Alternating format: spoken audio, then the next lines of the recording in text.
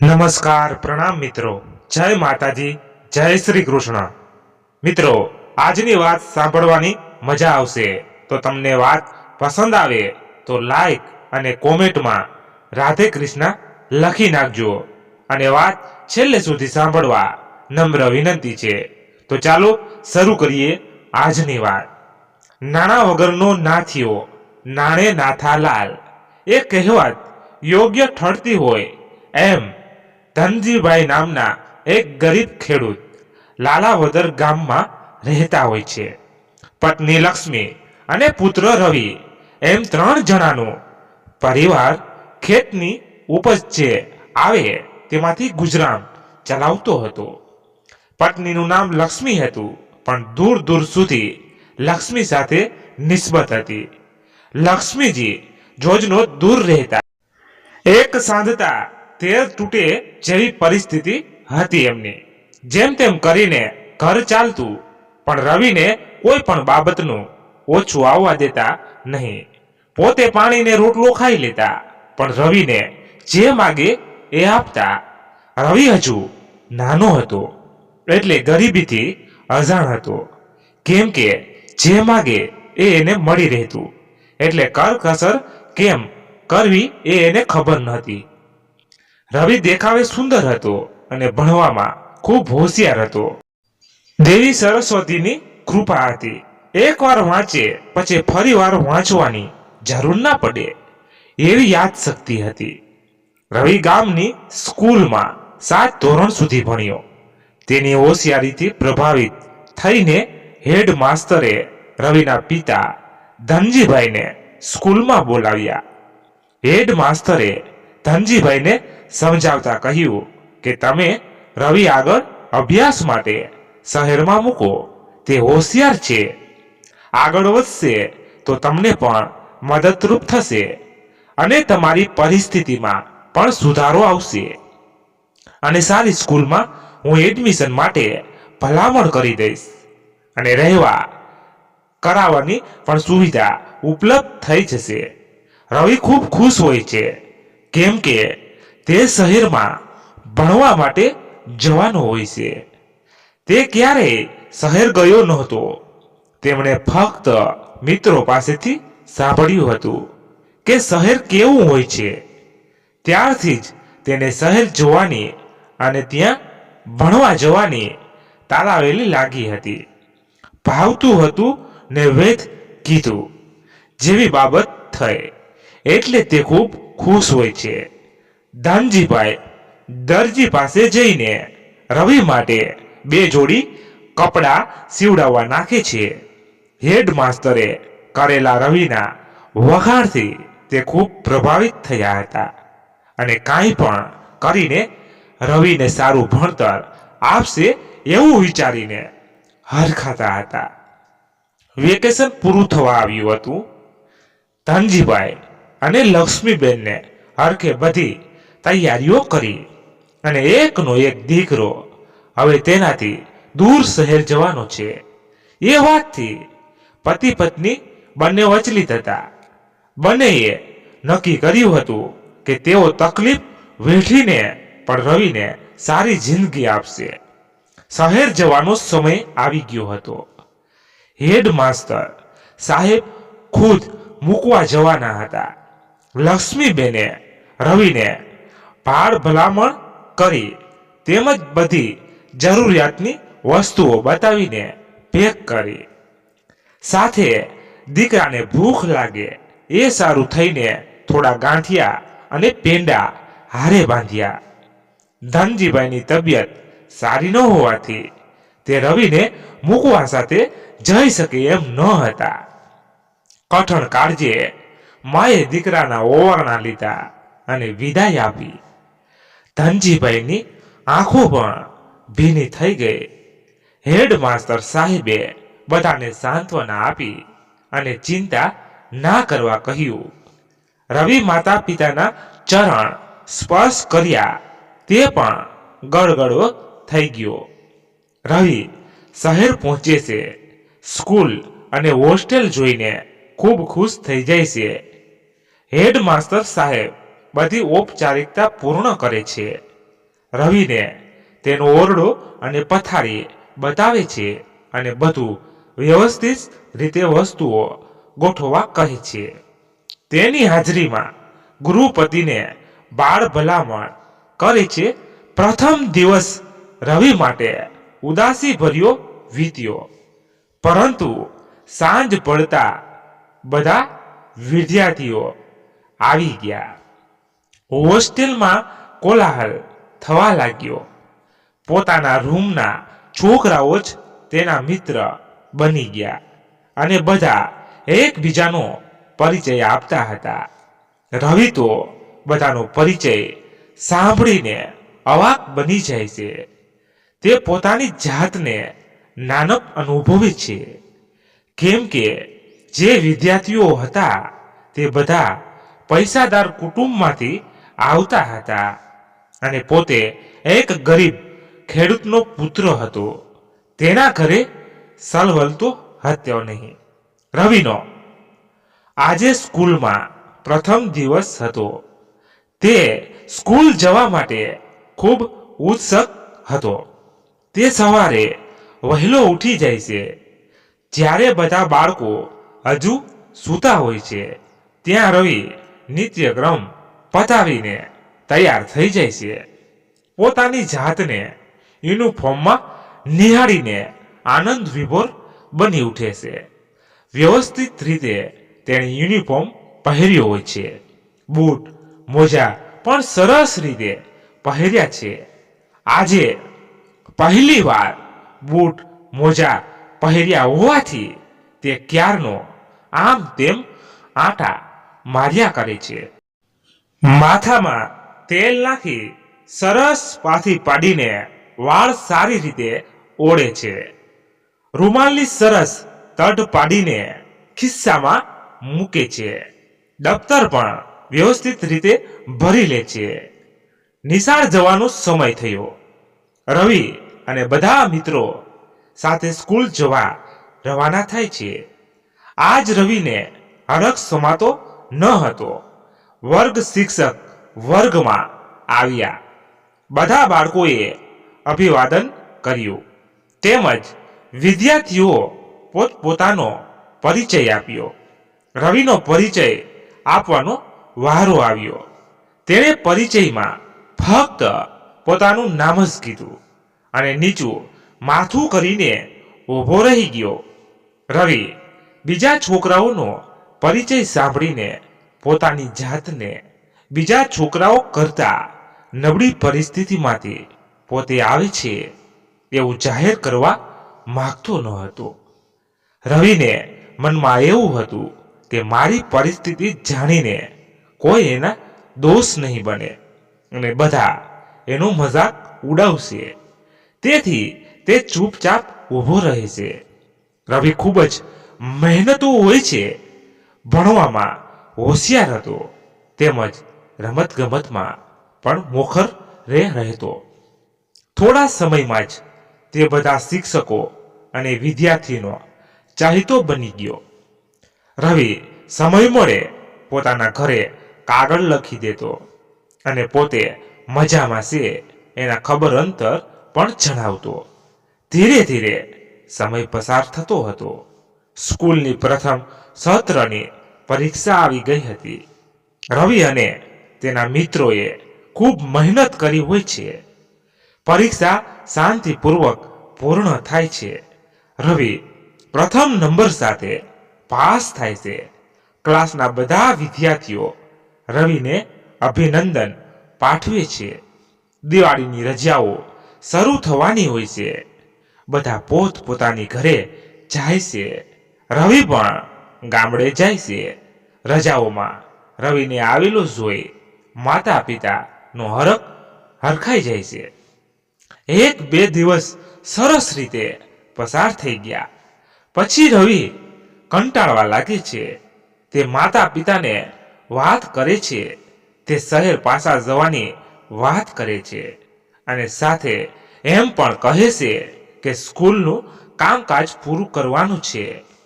માતા પિતાને લાંબી કાંઈ ખબર ન પડે એટલે તેણે રવિને જવાની હા પાડી. ધનજીભાઈ મૂકવા માટે સાથે જવાનું કહે છે. તો રવિ ના પાડી દેશે અને કહે છે કે તમે ત્યાં આવવાનો ધક્કો ના ખાશો.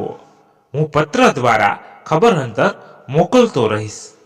અસલમાં રવિને તેના પિતા ત્યાં આવે એ ખટકતું હતું, કારણ કે તેઓનો પહેરવેશ અને પરિસ્થિતિ સામાન્ય હતી અને મિત્રોની વચ્ચે તેની આબરૂ જશે એમ એ વિચારતો હતો. ધીરે ધીરે સમય પસાર થતો હતો. આખી સ્કૂલમાં રવિ છવાઈ ગયો. બસ જ્યાં જુઓ ત્યાં રવિ રવિ થવા લાગ્યું હતું. પછી એ ભણતર હોય, રમત ગમત હોય કે કોઈ ઇતર પ્રવૃત્તિઓ હોય, રવિ હંમેશા મોખરે રહેતો. હવે રવિ પ્રવૃત્તિમય થઈ ગયો હતો. તે ઘરે ટપાલ લખવાની પણ ભૂલી જતો હતો. ફોનની સુવિધાઓ હજુ ગામડા સુધી પહોંચી ન હતી, તેથી સારા નરસા સમાચાર તાર ટપાલ દ્વારા જ મોકલવામાં આવતા. ઘણો સમય વ્યતીત થઈ ગયો હતો. રવિના કોઈ સમાચાર ન હતા. માનું હૃદય છે, દીકરાના કોઈ ભાળ સંભાળ ન આવતા. વિહવળ બનવા લાગ્યું હતું. રોજ ઉંબરે ઊભી રહે અને ટપાલની રાહ જોતી, પણ સદા નિરાશા સાંપડતી. એક દિવસ લક્ષ્મીબેને ધનજીભાઈને દીકરાના ભાળ લેવા સારું શહેર જવા કહે છે. ધનજીભાઈને પણ લક્ષ્મીની વાત યોગ્ય લાગે છે. તે ગામમાંથી દૂધ લઈ આવે છે અને લક્ષ્મીબેનને આપે છે. તે તેના પેંડા બનાવે છે અને એક ડબ્બામાં ભરી દે છે. ધનજીભાઈ સવારની બસમાં શહેર જવા રવાના થાય છે. બસમાં બેઠા બેઠા ધનજીભાઈ વિચારોમાં ખોવાઈ જાય છે. હું સ્કૂલે પહોંચીશ તો રવિ દોડતો દોડતો આવશે અને બાપુજી બાપુજી કરતો દોડતો આવીને મને વળગી પડશે અને મને કહેશે કે મારી બાએ મારા માટે શું મોકલ્યું છે, જલ્દીથી મને આપો, બહુ જ ભૂખ લાગી છે. ધનજીભાઈ મનમાં ને મનમાં ખુશ થતા થતા જઈ રહ્યા હોય છે. આજ ધનજીભાઈને શહેર ખૂબ દૂર લાગી રહ્યું હતું. મનમાં ઘણા સપનાઓ સાથે ધનજીભાઈ શહેર પહોંચે છે. એક થેલામાં ભાતાનો ડબ્બો હોય છે અને પગમાં તૂટેલા જોડા પહેર્યા હોય છે. કપડાં સાધારણ પહેરેલા હતા. એકાદ જગ્યાએ થીગડાવાળી પાઘડી બાંધી હતી. માથાના સફેદ વાળ કાનસ પાસે ડોકાઈ રહ્યા હતા. શરીર પર કરચલીઓ દેખાઈ રહી હતી. પસીનાની દુર્ગંધ શરીરમાંથી આવી રહી હતી. ધનજીભાઈ સ્કૂલના દરવાજા પાસે પહોંચે છે. ધનજીભાઈનું રૂપ જોઈને ચોકીદાર તેને રોકે છે અને સવાલ કરતા કહે છે, તમે કોણ છો? તમારે કોનું કામ છે? અહીં શું કામ આવ્યા છો? ધનજીભાઈ ચોકીદારને કહે છે, હું અહીં મારા દીકરાને મળવા આવ્યો છું. ચોકીદારને નવાઈ લાગે છે અને ધનજીભાઈની મજાક ઉડાવતા કહે છે, જાઓ જાઓ, તમારા જેવા ઘણા જોયા. એ અરસામાં રવિ ત્યાંથી પસાર થાય છે. તેની નજર તેના પિતા પર પડે છે. તે મિત્રો સાથે હોય તે કાંઈ બોલ્યા વગર ચૂપચાપ નીકળી જાય છે. મિત્રોની નજરથી છુપાઈને રવિ છુપાતો ગેટ પાસે પહોંચે છે અને તેના પિતાને મળે છે. ધનજીભાઈ રવિને જોઈને ખુશ થઈ જાય છે અને રવિને ગળે લગાડવા હાથ લાંબો કરે છે. ત્યાં જ રવિ ગુસ્સે થઈને ધનજીભાઈને ખીજાઈ જાય છે કે તે અહીં શું કામ આવ્યા? તમને જોઈને મારા મિત્રો મને ચીડાવશે. કોઈ મારી સાથે બોલશે નહીં. હું મજાક બનીને રહી જઈશ. હવે પછી તમે અહીં ક્યારેય આવતા નહીં. અને માને કહેજો હું અહીં મજામાં છું. મારી ચિંતા ન કરે. તમારો પહેરવેશ જોઈને બધા મારી હાસી ઉડાવશે. રવિએ ન કહેવાના વેણ ધનજીભાઈને કહ્યા. ધનજીભાઈ જે સપના જોતા હતા એ બધા સપના વિખેરાઈ ગયા. એમનું હૃદય અહીંયા ફાટ રુદન કરી રહ્યું હતું. તેણે મોં પર સહેજ પણ અણસર આવવા દીધો નહીં. ધનજીભાઈએ રવિને શાંત પાડતા કહ્યું, દીકરા, મને માફ કરી દે. મારી ભૂલ થઈ ગઈ. હવે હું તને મળવા માટે નહીં આવું. આ તો તારા કોઈ વાવડ હતા નહીં. તેથી તારી માએ મને પરાણે મોકલ્યો કે દીકરો શું કરે છે એ જોઈ આવો. સાથે તારી માએ તારા માટે ભાતું મોકલ્યું છે. તને ભાવતા પેંડા. રવિએ એ પણ લેવાની ના પાડી દીધી અને ત્યાંથી જતો રહે છે. ધનજીભાઈ રવિને જતા જોઈ રહે છે અને મનમાં ખૂબ દુઃખી થાય છે. ભારે હૃદયે ધનજીભાઈ ત્યાંથી વિદાય લેશે. બાપનું હૈયું છે. દુઃખ તો ઘણું થતું હતું પણ તે દેખાડી શક્યા નહીં. આજ બાપનું હૈયું રુદન કરી રહ્યું હોય છે.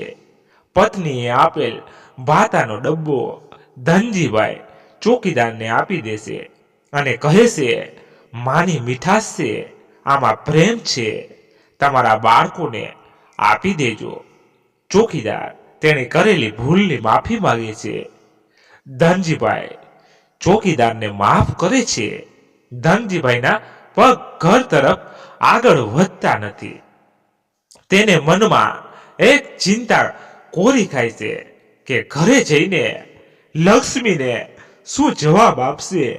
બાપ થઈને મેં તો કઠણ કાળજું કરી લીધું, પણ એની માને કેમ કરીને શાંત કરીશ. એમના મગજમાં અનેક વિચારો એક સાથે દોડી રહ્યા. દ્રઢ યુદ્ધ ચાલી રહ્યું હતું.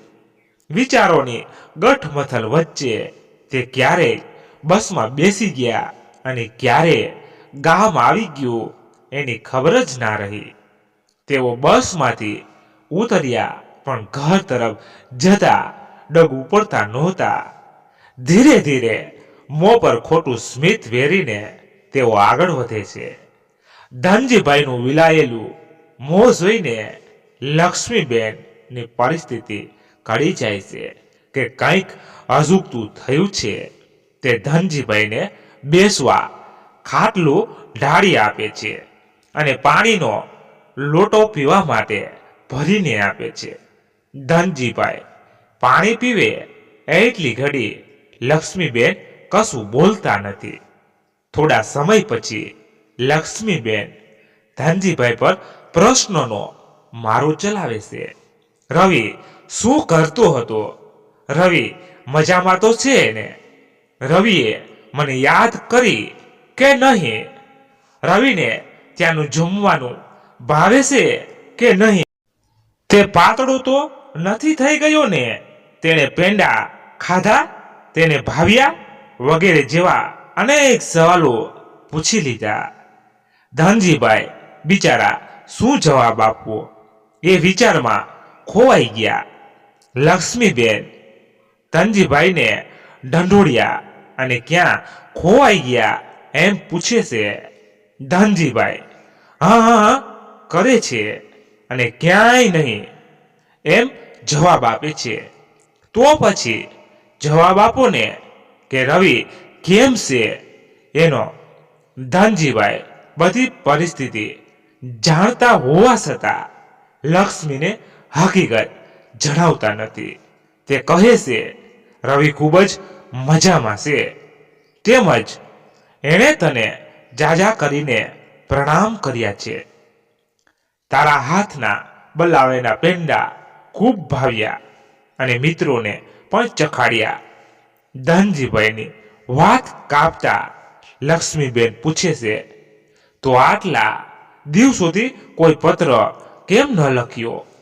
જવાબમાં ધનજીભાઈ જણાવે છે કે તેને ભણવાનું ખૂબ વધારે હોય છે, એટલે સમય મળતો નથી. એટલે હવે જ્યારે સમય મળશે ત્યારે ચોક્કસપણે પત્ર લખશે. આટલું બોલતા ધનજીભાઈની આંખો ભરાઈ આવે છે. લક્ષ્મી આગળ કાંઈ પૂછે એ પહેલા તો તે ત્યાંથી ઊભા થઈ જાય છે. ધનજીભાઈ કાંઈ પણ ખાધા વગર પાણી પીને સૂઈ જાય છે. એમને નીંદર આવતી નથી. આજ બનેલી આખી ઘટના તેની આંખો સમક્ષ તાદ્રશ્ય થઈ જાય છે. કહેવાય છે ને કે સમય અને મૃત્યુ કોઈની રાહ જોતું નથી. સમય સતત વહ્યા કરે છે. જો એની સાથે કદમ મિલાવીને ચાલતા રહીએ તો એ ક્યારેય તમારો સાથ નહીં છોડે. અને જો પાછળ રહી ગયા તો સમય કોઈ દિવસ તમારી રાહ નહીં જોવે. બસ આમ જ સમય પસાર થતો જાય છે. રવિ ભણવામાં હોશિયાર હતો, તેથી તેને સ્કૂલ અને સરકાર તરફથી સ્કોલરશીપ મળતી હતી. તેમાંથી તે પોતાનો ખર્ચ નિભાવી લેતો. ધનજીભાઈ પણ ખેત પેદાશમાંથી જે કંઈ પણ પૈસા આવે તેમાંથી રવિને મની ઓર્ડર કરી દેતા. રવિની રહેણી કરણી હવે મધ્ય વર્ગના લોકો જેવી થઈ ગઈ હતી. તે મિત્રો વચ્ચે વટ જમાવવા મિત્રો પાછળ પૈસા પણ ખર્ચતો. તેને ઘરે તાર ટપાલ લખવાનું પણ સાવ બંધ કરી દીધું હતું. બીજી બાજુ ધનજીભાઈ ટપાલી પાસે રવિના નામનો કાગળ દર મહિને લખાવતા અને ટપાલીને ઘરે જઈને લક્ષ્મી પાસે જઈને વાંચી સંભળાવવાનું કહેતા. સાચી હકીકત તો ધનજીભાઈ એક જાણતા હતા. લક્ષ્મીબેન ધનજીભાઈને શહેર મોકલવાની જીદ ના કરે અને માં ના દીકરા પ્રત્યેનો પ્રેમમાં ઉણપ ના આવે, એટલે તે એવું કરતા હતા. તે જાણતા હતા કે જો લક્ષ્મીને હકીકતની જાણ થશે તો તેના પ્રાણ તેનું શરીર છોડતા વાર નહીં લગાડે. એક સંતાન પ્રાપ્તિ માટે તેઓ પથ્થર એટલા દેવ પૂજ્યા હતા. માનતાઓ, બાધાઓ, આખડીઓ કરી હતી, ત્યારે સંતાન સુખ મળ્યું હતું. કહેવાય છે ને, સમયને પાંખો હોય છે, પલકારામાં ફૂર થઈ જાય છે. રવિ હવે યુવાન થઈ ચૂક્યો હતો. કોલેજના છેલ્લા વર્ષનો હતા ત્યારે સમાચાર પત્રોમાં જાહેર સેવા આયોગની જાહેરાત આવી હતી.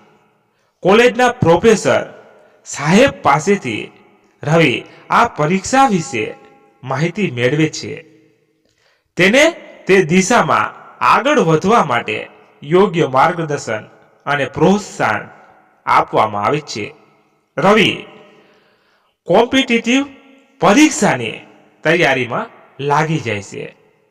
તે ખૂબ જ મહેનત કરે છે, રાત દિવસ એક કરી દે છે.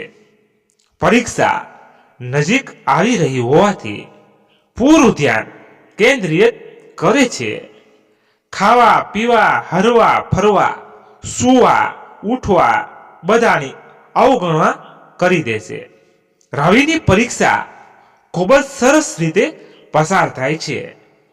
આ પરીક્ષા 3 તબક્કામાં હોય છે: પ્રિલિમ, મેઇન અને ઇન્ટરવ્યુ. ત્રણેય તબક્કામાં રવિનું પરફોર્મન્સ ખૂબ જ સરસ રહ્યું. બસ હવે રાહ હતી તો પરિણામની, જે ઘડીની આતુરતા પૂર્વક રાહ જોવાઈ રહી હતી. તે ઘડી આવી પહોંચી હતી. આતુરતાનો અંત આવી ગયો હતો. આજ પરીક્ષાના પરિણામો દિવસ હતો. રવિ નર્વસતા અનુભવી રહ્યો હતો. ઇન્ટરનેટ પર રિઝલ્ટ આવી ગયું હતું.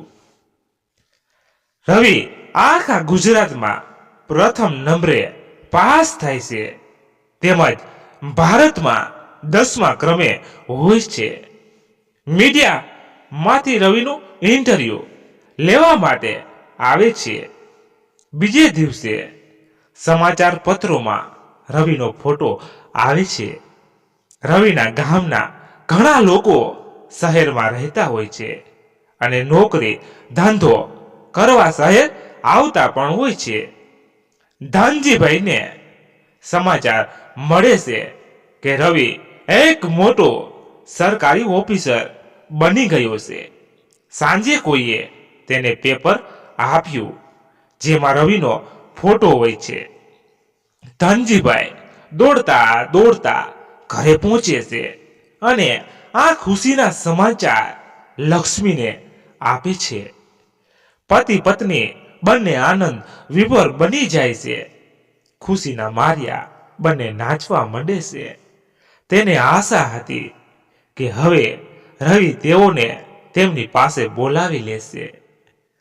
રવિ પણ ખૂબ ખુશ હતો. મિત્રોને પાર્ટી અને બીજા બધા કામોમાં વ્યસ્ત બની જાય છે. તે પોતાની ખુશીઓના સાચા હકદારને ભૂલી જાય છે. પ્રોફેસર સાહેબ જેણે તેને મદદ કરી હતી તેની દીકરી જોડે તેના ઘડિયા લગ્ન લેવાય છે. રવિએ બધે પોતે અનાથ છે એવું કહેલું એટલે એના માતા પિતાની વાત ક્યાંય નીકળતી નહીં. ધીરે ધીરે સમય પસાર થવા લાગે છે. રવિ IAS ઓફિસર બની જાય છે, તેમજ તેની પોસ્ટિંગ અલ્હાબાદમાં થાય છે. બીજી બાજુ ધનજીભાઈની તબિયત ખરાબ થતી જાય છે. દવાઓ કરવા છતાં પણ કોઈ ફેરફાર જણાતો નથી. લક્ષ્મીબેન રવિને કહેણ મોકલી ગામ બોલાવી લેવા કહે છે, પણ ધનજીભાઈ ના પાડી દેશે. કહે છે રવિ હવે મોટો સાહેબ બની ગયો છે. નાની નાની તકલીફોમાં એને બોલાવવો યોગ્ય ન કહેવાય. લક્ષ્મીબેનને ધનજીભાઈની વાત બરાબર લાગે છે. એકાદ અઠવાડિયા પછી ધનજીભાઈ પોતાની લીલા સંકેલી અનંતના માર્ગે ચાલ્યા જાય છે. લક્ષ્મીબેન સાવ એકલા થઈ જાય છે. રવિને તાર ટપાલ કરવાના ઘણા પ્રયત્નો કર્યા પણ બધું વ્યર્થ સાબિત થયું. લક્ષ્મીબેન અને સગા વહાલા ઓએ ભેગા મળીને બધી ક્રિયાઓ પૂરી કરી. બધા પોતપોતાની ઘરે પરત ફરે છે. લક્ષ્મીબેન એકલા થઈ જાય છે. ખેતરમાં પોતાનાથી થાય એટલું કામ કરે અને ભજન ભક્તિમાં સમય પસાર કરે. દુઃખના ઓસળ દહાડા સમય જતા વાર લાગતી નથી. લક્ષ્મીબેનનું ગુજરાન ઠીક ઠીક ચાલતું હતું. એવામાં ગામમાંથી ભજન મંડળી દ્વારા જાત્રાનું આયોજન કરવામાં આવ્યું. લક્ષ્મીબેનને આગળ પાછળ તો કોઈ હતું નહીં, એટલે એ પણ એ જાત્રામાં જોડાવા તૈયાર થઈ જાય છે. રવિ અને તેની પત્ની વીણા અલ્હાબાદમાં મજામાં હોય છે. રવિના પત્ની ને સારા દિવસો જઈ રહ્યા હતા. ડોક્ટરે તેને આરામ કરવાની સલાહ આપી હોય છે. તેથી તેણે ઘરકામ માટે એક બેન રાખ્યા હોય છે, પણ રહેણી કરણી અને આહાર પ્રમાણે કામકાજમાં મજા આવતી ન હતી. કોઈ સાર સંભાળ રાખવા વાળું ન મળે ત્યાં સુધી ચલાવવાનું નક્કી કર્યું. જાત્રાનો દિવસ આવી ગયો હોય છે. 2 જોડ કપડાં, નામણીયું અને થોડી માયા મૂડી થેલીમાં નાખીને મંડળ સાથે લક્ષ્મીબેન જાત્રાએ નીકળે છે. ગોકુળ વૃંદાવન થઈને મંડળ ત્રિવેણી સંગમ સ્થાને અલ્હાબાદ પહોંચે છે. બધા અવધૂત સ્નાન કરવા માટે જાય છે. ચાલવાનું વધારે હોય. લક્ષ્મીબેન મંદિર જ રહેવાનું પસંદ કરે છે. રવિનો આજ જન્મદિવસ હોય છે. તેથી તે તેની પત્ની વીણા સાથે મંદિર આવે છે, જ્યાં લક્ષ્મીબેન બેઠા હોય છે. ગાડી મંદિરના પરિસરમાં પહોંચે છે. રવિ ગાડીમાંથી ઉતરે છે. લક્ષ્મીબેન રવિને જુએ છે અને એના અંતરમાં મમતાના ઝેરડા ફૂટે છે. તે 2 ઘડી રવિને જોઈ જ રહે છે. રવિ હવે યુવાન થઈ ગયો હતો, એટલે મોં પર દાઢી મૂછ પણ આવી ગયા હતા. લક્ષ્મીબેન તેને ઓળખી શકતા નથી. તે તેની નજીક જવા જાય છે ત્યાં રવિના બોડીગાર્ડ તેને અટકાવે છે. આજુબાજુ નજર કર્યા વગર રવિ ઉતાવળમાં ત્યાંથી નીકળી જાય છે. રવિ દર્શન કરે છે ત્યારે તેને ફોન આવે છે. તેથી તે તેની પત્નીને કહે છે કે મારે ઓફિસ જવું પડે એમ છે. થોડી વારમાં ગાડી તને લઈ જશે. રવિની પત્ની વીણા મંદિરમાં પ્રદક્ષિણા કરતી હોય છે. અચાનક તેને ચક્કર આવે છે અને વીણા ત્યાં જ ઢળી પડે છે. લક્ષ્મીબેન આ ઘટના જોવે છે અને તરત જ તેની પાસે દોડી જાય છે. કોઈ પાસે પાણી મંગાવી લે છે અને તેના મોં પર છાંટે છે. તેનો હાથ પકડે છે તો તેને ખબર પડે છે કે વીણા ગર્ભવતી છે. લક્ષ્મીબેન તેને પવન નાખે છે. થોડી વારમાં તેને હોશ આવે છે. ધીમે ધીમે તે આંખો ખોલે છે. લક્ષ્મીબેન તેને કહે છે, દીકરી હવે સારું લાગે છે ને? દીકરી શબ્દ સાંભળતા જ તે ભાવુક થઈ જાય છે અને કહે છે, માસી તમે કોણ છો અને હું આમ કેમ તમારા ખોળામાં? લક્ષ્મીબેન જે થયું તે કહે છે. વીણા પ્રથમ તો તેની બોલી સાંભળીને ખુશ થઈ જાય છે. કોઈક તો એને સમજવા વાળું મળ્યું. લક્ષ્મીબેન એ વાતથી સાવ અજાણ હતા કે જેની સાથે તે વાત કરે છે તે હકીકતમાં તેની પુત્રવધુ છે.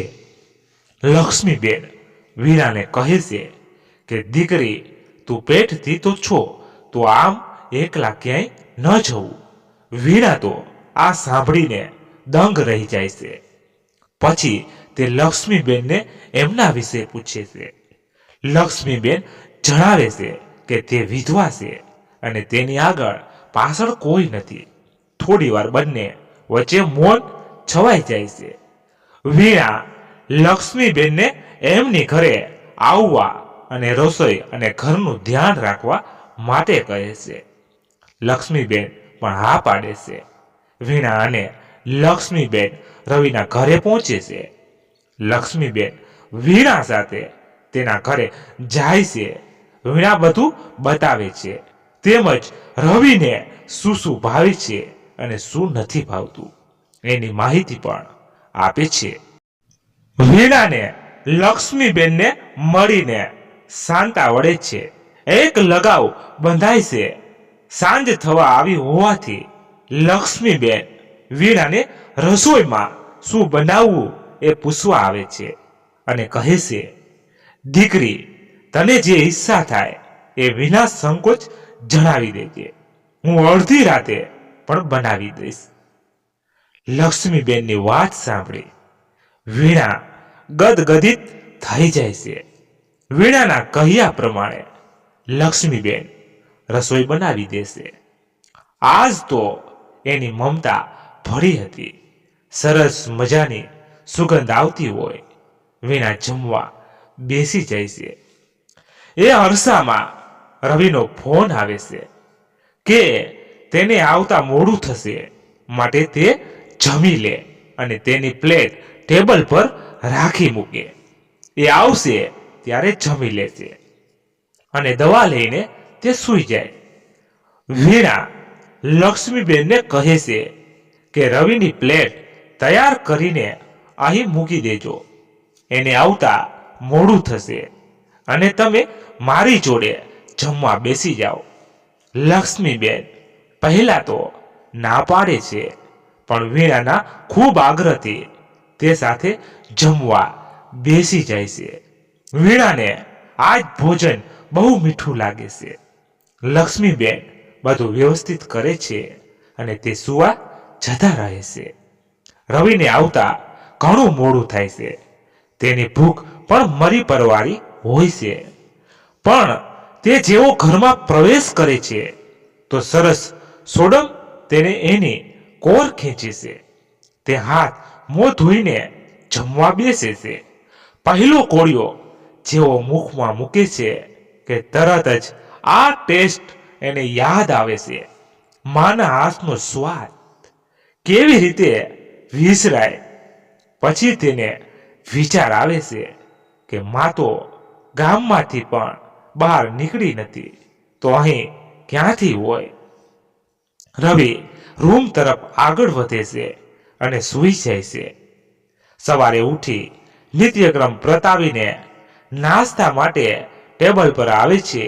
ત્યાં વીણા ગઈ કાલે બનેલી ઘટના કહે છે અને સાથે સાથે માસીને તે અહીં લઈ આવી એ પણ કહે છે અને તે એકલા છે એ બાબત પણ જણાવે છે. લક્ષ્મીબેન નાસ્તો બનાવે અને વીણા સર્વ કરે છે. એટલામાં દીકરો એક બીજાની સામે નથી આવતા, પણ આજે પણ એ જ સ્વાદ એવું મનમાં વિચારી રહી નિરાતનો નાસ્તો કરે છે. વીણા પણ ખુશ હોય છે. આ જોઈને લક્ષ્મીબેન પણ ખુશ થઈ જાય છે. આમ ને આમ અઠવાડિયું થઈ જાય છે. રવિ અને લક્ષ્મીબેનનો આમનો સામનો થતો નથી. રવિ કામને લઈને સવારે વહેલો નીકળી જાય અને રાત્રે આવતા મોડું થઈ જાય છે. કામનું ભારણ ખૂબ જ હોય છે. લક્ષ્મીબેન પણ વીણાની પૂરેપૂરી તકેદારી રાખે છે. વીણાને ભાવતા ભોજન બનાવી આપે છે. તેમજ ગર્ભાવસ્થા દરમિયાન શું શું તકેદારી લેવી જોઈએ એ પણ સમજાવે છે. તેમજ સમયસર દવાઓ લેવાનું પણ યાદ કરાવે છે. અઠવાડિયાથી રવિ કામકાજના લીધે સરખું ઊંઘી શક્યો નહોતો. એક દિવસ તેને ખૂબ જ તાવ આવે છે. તેમજ તેનું માથું દુખતું હોય છે. વીણાને રૂટીન ચેકઅપ માટે ડોક્ટર પાસે જવાનું હોય છે. તે જાય છે. રવિ ઘરે આવે છે અને સોફા પર આવતાની સાથે સૂઈ જાય છે. લક્ષ્મીબેન દૂરથી પૂછે છે, સાહેબ તબિયત સારી નથી કે શું ચા બનાવી લાવું? રવિ હા પાડે છે અને આંખો બંધ કરીને લાંબો થાય છે. તેને ખૂબ તાવ આવ્યો હોય છે. લક્ષ્મીબેન ચા લઈને આવે છે અને જુએ છે તો રવિ કામતો હોય છે. લક્ષ્મીબેન જલ્દીથી રૂમમાં જાય છે અને ઓઢવાનું લઈ આવે છે અને તેને ઓઢાડે છે. રવિ તાવના લીધે કામતો હોય છે. લક્ષ્મીબેન તેના હાથ પગ દબાવે છે તેમજ તેનું માથું દબાવવા માટે જાય છે. ત્યાં તો રવિનું મોં જોઈને અવાક બની જાય છે. તે રવિને ઓળખી જાય છે અને તરત જ તે સાડીનો છેડો માથા પર ઓઢી લેશે અને માથું દબાવવા લાગે છે. માનો સ્પર્શ રવિ ઓળખી જાય છે. તે જ વખતે લક્ષ્મીબેનની આંખમાંથી અશ્રુ સરી પડે છે. તે કાંઈ બોલતા નથી, પણ એમાંનું એક અશ્રુ રવિના કપાળ પર પડે છે. રવિ ઊભો થઈ જાય છે અને માં એમ જોરથી બોલી ઉઠે છે. તે માસીને માથે ઓઢેલી સાડી દૂર કરવા કહે છે. તે તેની માને ઓળખી જાય છે અને તેના પગમાં પડી જાય છે. લક્ષ્મીબેન રવિને ઊભો કરે છે અને ગળે વળગાડે છે. મા દીકરાની બંનેની આંખોમાંથી અશ્રુ ગંગા વહે છે. બંને એકબીજાને ભેટીને ખૂબ જ રડે છે. ત્યાં વીણા ઘરમાં પ્રવેશ કરે છે. બંનેને આવી રીતે જોઈને વીણા પૂછે છે, શું થયું અને તમે બંને કેમ રડો છો? મને પણ કહો, શું વાત છે? રવિ વીણાને ખુરશીમાં બેઠા દે છે અને કહે છે, વીણા, મને માફ કરજે, મેં તને ખોટું કહ્યું હતું. વીણાને કંઈ સમજાતું નથી કે રવિ શું કહેવા માંગે છે. તે રવિને ચોખટ કરવાનું કહે છે. ત્યારે રવિ કહે છે કે મેં તને કહ્યું હતું કે હું અનાથ છું. હા, તો એ વાતને અત્યારે યાદ કરવાથી શું જરૂર પડી? રવિ કહે છે કે તે અનાથ નથી. વીણા, શું? રવિ કહે છે કે આ માસીમાં એ જ મારી માં છે અને હું અભાગનો એનો દીકરો. રવિ તરત જ માને પૂછે છે કે મારા પિતાજી ક્યાં, એ શું કરે છે? એ મજામાં તો છે ને? લક્ષ્મીબેન રવિને ધીરજ આપતા કહે છે કે તારા બાપુ હવે આ દુનિયામાં નથી રહ્યા. એનું દેહાંત થયે વરસ થઈ ગયું. તેમજ પોતે કેવી કપરી પરિસ્થિતિમાં બેઠી છે એ વિશે પણ જણાવે છે. આ સાંભળીને રવિના પગ નીચેથી ધરતી સરકી જાય છે. રવિને ખૂબ જ પસ્તાવો થાય છે. એનો આત્મા આજ એને ડંખે છે. તેણે કરેલી ભૂલો તેની નજર સમક્ષ તરી આવે છે.